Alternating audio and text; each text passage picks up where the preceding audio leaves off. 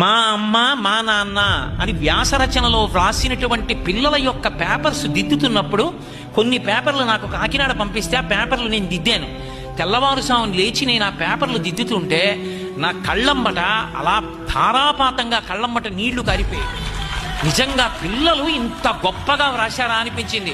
కొంతమంది పిల్లలు వాళ్ళ అమ్మ వైభవం, వాళ్ళ అమ్మ ఎంత ప్రేమగా పెంచింది, అమ్మ అంటే ఏంటి, కొంతమంది పిల్లలు రాసిన మాటలకి నాకు కళ్ళు చెమర్చాయి.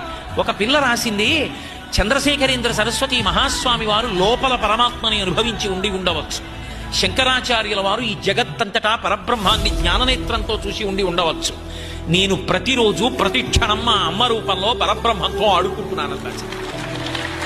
ఏమి ధీమాయో ఏమి సంతోషమో నాకు నిజంగా పిల్లల మాటలు చదువుతుంటే, అబ్బబ్బబ్బా పిల్లలలో ఇంత సంస్కారం ఉందా, ఈ సంస్కారాన్ని పాడు చేసే మాటలు 10 రూపాయల కోసం రాసి అమ్ముకుంటున్న వాడెంత హీరుడు అనిపించింది.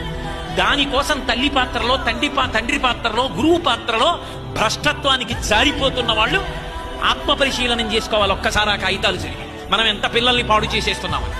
కాబట్టి మాతృదేవో భవ, ఆమె యందు రక్షణ శక్తి అయినటువంటి శ్రీ మహావిష్ణువు యొక్క తత్వం ఇమిడి ఉన్నది.